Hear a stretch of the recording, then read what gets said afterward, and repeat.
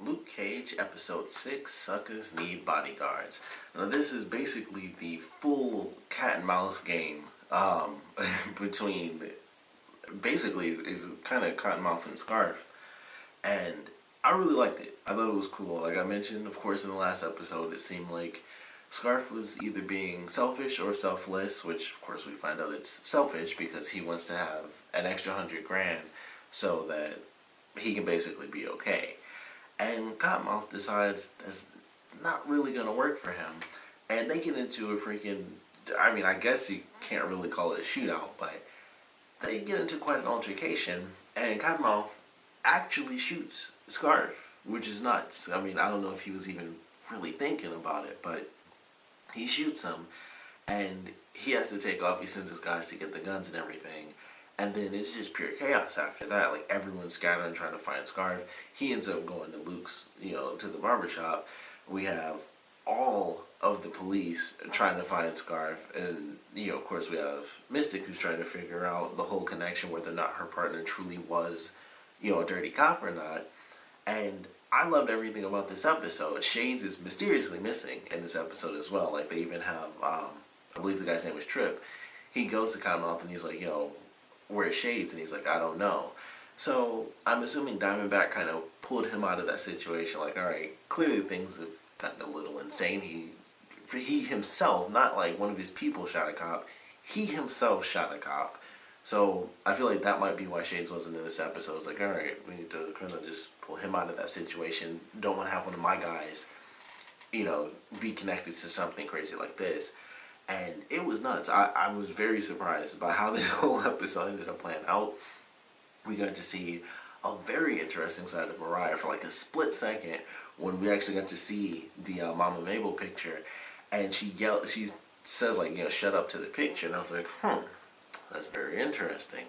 And she gets like cold cocked by the reporter like, oh, what about this, this video? And they're like filming, I would assume that was actually in her house. I was like, holy crap, like they got her. And then they show footage of the Atticus building and stuff and all the money and everything. It's like that mysteriously never made it to the news. Like there was never any news about that. And I was like, wow, she is screwed. Like I don't know what she's going to say. That's like, bad politician sort of thing. That's not that big of a deal. But I was like, that's going to bring away more questions. That'll bring up greater ties to her cousin. And, as the reporter was kind of trying to get out of her, like, which side of Harlem are you? Because there is the great side that we saw in this video, and then, your connections to Mama Mabel, as well as your cousin, who is also known as Cottonmouth, which is known in both legitimate as well as illegitimate, locations throughout the city. And it was fun to watch that. I was like, okay, someone's really calling her out, someone outside of her own cousin, really. And it was kind of fun to watch. It was someone just, kind of messing with her and seeing, like, what is she going to say? How is she going to truly admit to this when we've heard her shtick, 100 million times already? So I was like, I really enjoyed that part. It was nice. It was kind of subtle. And I like to think with the way this episode ended, we'll get to see a lot more of Mariah, which actually has me excited because I didn't think that's how it would play out. And Cottonmouth will probably, I don't know, it's hard to say. I don't know if they'll do like a little time skip or something where he'll actually get out and then there'll be like another little battle that, Luke has to go through to, kind of get this guy. But I would have to assume he's done for it. They have the book, they have Scarfe's book, and it's like he's going down. As Cottonmouth himself has said, if I go down, I'm taking half the department with me. Like, these people are all dirty, taking all of them with me.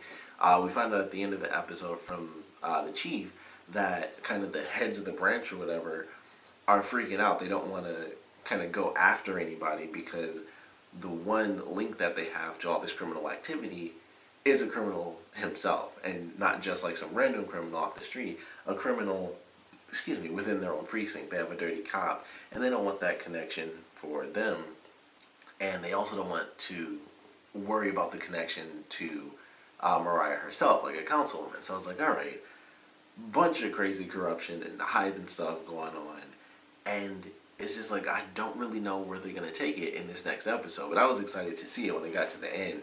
They actually arrest him. It's basically like the halfway mark, and Cottonmouth is now been put in prison, and it just kind of leaves Mariah to see how she's going to change. The whole Diamondback thing might actually happen this season. I honestly thought that was going to be something that wouldn't come into play until like season 2. But it's just like, holy crap, this is pretty sweet. I just like the way it was all playing out. It was just really crazy. And Cottonmouth is freaking out. And he's hardly even in this episode, really. Like, he's in that opening scene. He's on the scene with the phone call. And then he's at like the end of the episode and the other scene with Trip. So he's got like 4, like the first scene was really his biggest scene, I think. And maybe the second. And then he had the little phone call and then the little ending, slow motion stuff. But it was fun to watch. And we got some pretty cool action. We got to see, Claire and Luke hanging out pretty much the whole episode. Once again, Claire, like, she never ends up with any of these heroes just like hanging out. It's always, you're injured, I gotta either stitch you up, not, keep you from dying, or help some random person that and she has to like dig the bullet out of Scarfe, which was a pretty gross scene. Because they actually had like her use the tweezers and actually go like down under the fake skin. I was like, wow, that was actually kind of gross to see. Because normally it's like, oh, you were shot or you were cut or whatever, and she just does some simple little stitches. But they actually showed those tweezers go underneath that fake skin, and she's like moving that junk around. I was like, huh, that was actually pretty visceral. So that was interesting. And they go through this whole journey of trying to rescue him. I love the part where her mom came in and she's like, the van is one thing, but if my daughter gets a scratch, I'll kill you no matter how bulletproof you are. So I love that scene as well. The introduction with Luke and Claire was funny too, because she's like, hey, and he's like, hey, and she's like, oh yeah, you're kind of like completely unconscious and having a seizure, so you probably don't remember me. But they talk and they bond, and they have this whole little adventure through this episode, and by the end, Luke says like, I'm done. I got Cottonmouth. I'm gonna disappear. But Claire kind of convinces him like, hey, there are limits you haven't even remotely begun to test, with your powers. And I'm excited for that. I don't know where they could take it, because I know, basically he's indestructible, outside of certain elements that they may or may not talk about, so I don't want to give that away. But I thought it was interesting. I was like, I don't know where she's trying to take that with this dude who has super strength, maybe testing how strong he really is, what type of pressure could penetrate his body, if anything. Like they had the thing with Cottonmouth and Shades, like the Judas bullet thing that drills into people. Would something like that work? Which I assume it wouldn't, but who knows? Like, you might find that random weak point. You never really know. So, interesting idea that they might actually be training him as, just a part of, him being a superhero. A really awesome thing that happened, and this was like at the beginning of the episode, but Trish was in this, which I love. That was really awesome. They had Trish from Jessica Jones, and it's just her. We don't actually get to see her, but they actually have her do like her radio show where she's talking with people and stuff. And I feel like she met him towards the end. I really can't remember if they actually met or not, because Luke and Claire were only in like one episode together, so. They didn't really get to know each other. Like, he didn't remember because he was knocked out the whole time until he jumped out the window. So I can't really remember if Luke and I just said a name and I totally freaking forgot a name. But if they actually met, so that I thought that was pretty cool. Patsy, Trish was her name. Patsy's like the name she had for the kid TV show she was in. But I thought that was cool. I was like, oh, sweet, a nice little tie-in to one of the other shows. So we got to see, or at least hear, Trish. It would have been awesome if they got, we actually got to see her, but they just had to do some voiceover stuff, and, we got to hear her radio show. So I thought that was pretty sweet. I'm excited to see where they go. I mean, Cottonmouth has been arrested. He'll probably be broken out of prison, or it'll just completely shift to Mariah. And I think it has to, at least for the next episode, it'll at least be half her story and what she's doing to correct it. And maybe if this was a clue in this episode, her like freaking out at the picture, if that's a clue to why the whole Black Mariah thing, came up, in her past, that would be awesome. If she just like went nuts at random times and stuff like that. Who knows, we might get to see that in the next episode. I really enjoyed this one though. I thought it was really cool, nice little chase. Mystic was really awesome in this episode, and at this point I'm kind of convinced she's got superpowers, because like I know it's like a cool detective thing, but I don't know.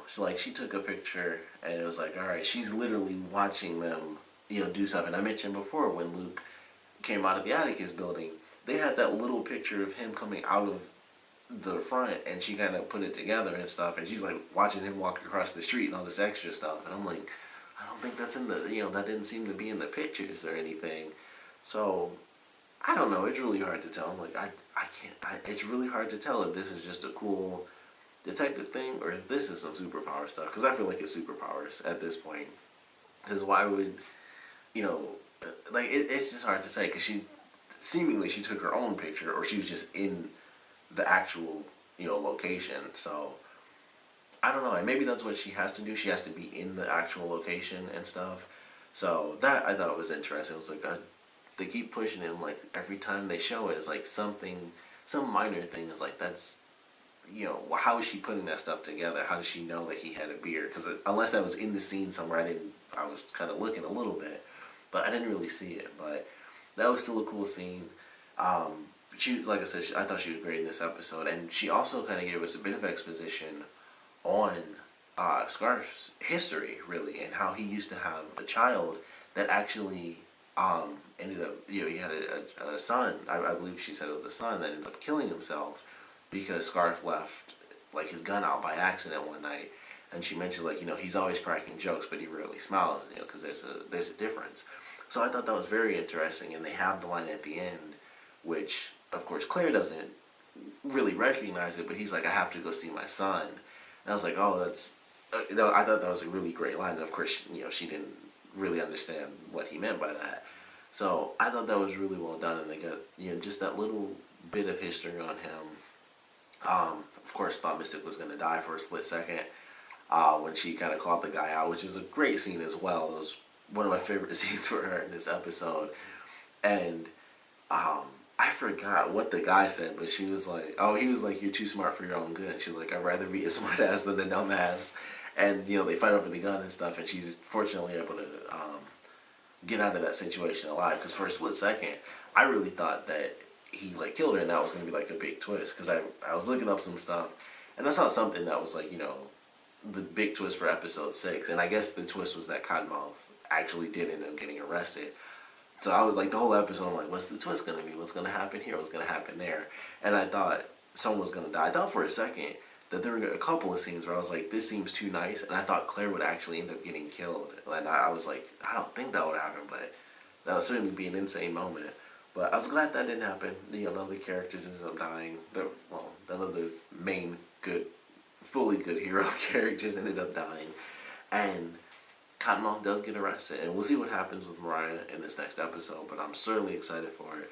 Really enjoyed this. It was a very cool sort of cat and mouse type of game. And one thing I thought was funny is Cottonmouth didn't want to pay the $100,000, and then when he talks to Trip, he's like 100 large, and bring him in to me. And I was like, man, if he just did that in the beginning, no big deal. But he had to kind of have his reputation and everything, and ultimately it really screwed him over, because if he did pay him, he would have lost a little bit of extra money, but it was kind of like the big picture thing, and he was like, I'm not going to let this guy kind of, punk me out of my money, a ton of money, not like, oh, an extra little bit. It was like $100,000. So he had his pride, and pride before the fall, if you will. So definitely a fun episode. Can't believe that they did it this way, where it's like, boom, there goes the villain. So I'm super excited for where it's going to be going for the entire second half of this season. That should be very interesting. But of course, I want to know what you guys thought about this episode, so please comment below. Let me know your favorite parts, your least favorite parts. And of course, with Cottonmouth officially being arrested by the end of this episode, where do you guys think the rest of the season is going to be headed? Because, like I said, I feel like if not the rest of the season, at least this next episode is going to have a huge focus on Mariah. And, it might be like the next 2, since it's like this is like the halfway mark, so they still have there's quite a bit more to see. But I think we're going to get that history of Mariah and why she has the nickname Black Mariah, unless that is her first name is Black, which would just be crazy. But, why she has that nickname, what her true history is, how bad she used to be, maybe what made her change. So that's where I think we're going, at least for a little bit. I do believe Cottonmouth is either going to get out or at least still is going to be making plays, kind of like Fisk a little bit, and he'll still be making his plays while still in prison. And that'll have an effect mostly on Mariah. I think he'll be trying to, control her a little bit more, like how she was kind of trying to control him. I think now that he's been busted, he's like, well, I got nothing to lose since I'm already screwed. I'm going to go full force and try to control my cousin since she's on the outside and she's the only one really who can kind of, grease the wheel a little bit. So that's kind of where I feel it's going, but I definitely want to know where you guys think it's headed. And of course, I want to know how you guys feel about Cottonmouth getting busted, halfway through the season anyway. And of course, I want to know what you guys thought about the rest of the episode in general, so please comment below, let me know, and thanks for watching.